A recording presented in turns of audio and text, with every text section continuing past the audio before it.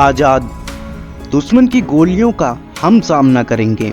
आज़ाद ही रहे हैं, आज़ाद ही रहेंगे। ये नारा भारत में ब्रिटिश शासन का विरोध करते हुए चंद्रशेखर आज़ाद ने लगाया था।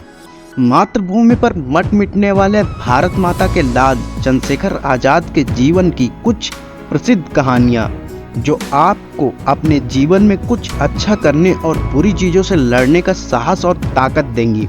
Let's start the. Chandrashekhar Azad के बचपन का नाम चंद्रशेखर सीताराम तिवारी था।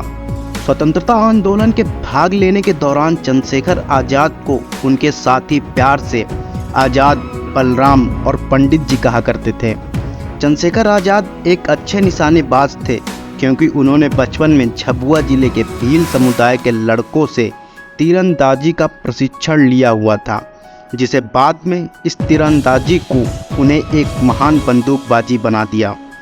आज़ाद अपनी पिस्तौल का नाम बमतुल बुखारा रखा था। ये पिस्तौल फायर करने पर धुआं नहीं देती थी, जिससे आज़ाद को अंग्रेज़ों से मोर्चा लेने में कोई दिक्कत नहीं होती थी। 1921 में असहयोग आंदोलन के दौरान ब्रिटिश पुलिस द्वारा उनकी गिरफ्तारी के बाद उन्होंने अपने नाम के आगे आज़ाद जोड़ दिया, जिसका अर्थ होता है मुक्त। मजिस्ट्रेट के पूछने पर उन्होंने अपना नाम आज़ाद बताया और अपने पिता का नाम आज़ादी और अपना घर जेल। नाराज मजिस्ट्रेट ने चंद्रशेखर आज़ाद को 15 कोड़े मारने की सजा दी, लेकिन आज़ाद ने हर कोड़े पड़ने पर भारत माता की जय और वंदे मातरम के नारे लगाते रहे। वर्ष 1922 में महात्मा गांधी ने अपने असहयोग आंदोलन को रोक दिया, जिससे चंद्रशेखर आज़ाद काफ़ी निराश हुए। जल्द ही मनमथनाथ गुप्ता नामक एक और भारतीय स्वतंत्रता क्रांतिकारी से मिले। उन्होंने आज़ाद को राम प्रसाद बिस्मिल से मिलवाया। राम प्रसाद बिस्मिल 1923 में क्रांतिकारी आंदोलन हिंदुस्तान रिपब्लिकन एसोसिएशन HRA के संस्थापक थे। आज़ाद इस आंदोलन में शामिल हो गए और जल्द ही अपने धन और वित्त के लिए काम करना शुरू कर दिया। 1925 में काकोरी कांड, डकैती सहित ब्रिटिश सरकार की संपत्तियों से संबंधित डकैतियों के पीछे चंद्रशेखर आज़ाद का हाथ था। भारतीय स्वतंत्रता सेनानी लाला लाजपत राय की हत्या का बदला लेने के लिए आज़ाद ने 1928 में लाहौर में JP सैंडर्स को गोली मारने की योजना बनाई।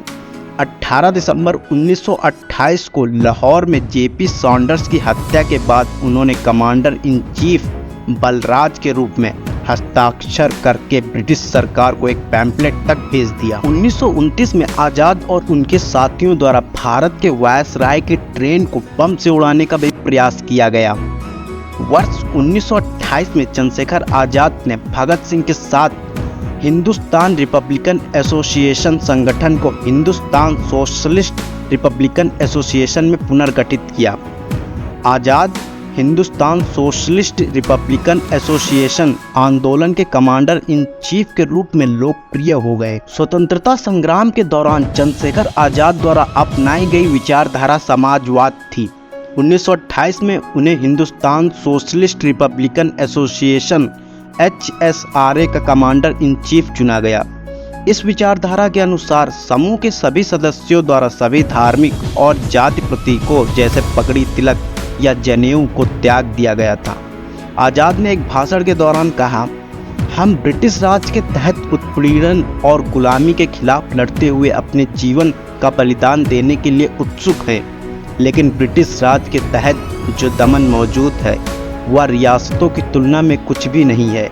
कभी कभी मुझे लगता है कि हमें ब्रिटिश भारत छोड़कर रियासतों में जाकर वहाँ काम करना चाहिए। जरा सोचिए, वह जानवर जो सोचते हैं कि 10 से 20 महिलाओं को अपने हरम में रखना उनका अधिकार है, वह अपनी प्रजा के साथ कैसा न्याय कर। 27 फरवरी 1931 को इलाहाबाद पुलिस के CID प्रमुख सर जे बोवर को आज़ाद के बारे में एक सूचना मिली कि आज़ाद इलाहाबाद के अल्फ्रेड पार्क में अपने साथी सुखदेव के साथ मीटिंग शेड्यूल पर है। जिसके बाद सर जे बोवर अल्फ्रेड पार्क को चारों तरफ से घेर लिया। सुखदेव राज मौके से बाल बचाव करके निकल गए। आज़ाद पार्क के एक बड़े पेड़ के पीछे छिप गए और जवाबी फायरिंग करते रहे और अंत में उनके पास केवल एक गोली बची, क्योंकि उन्होंने कसम ली थी कि वो भले ही अपने आप को गोली मार लें, लेकिन कभी ब्रिटिश पुलिस के हाथों में नहीं आएंगे, क्योंकि आज़ाद कहते थे, मैं आज़ाद हूँ और आज़ाद ही रहूँगा।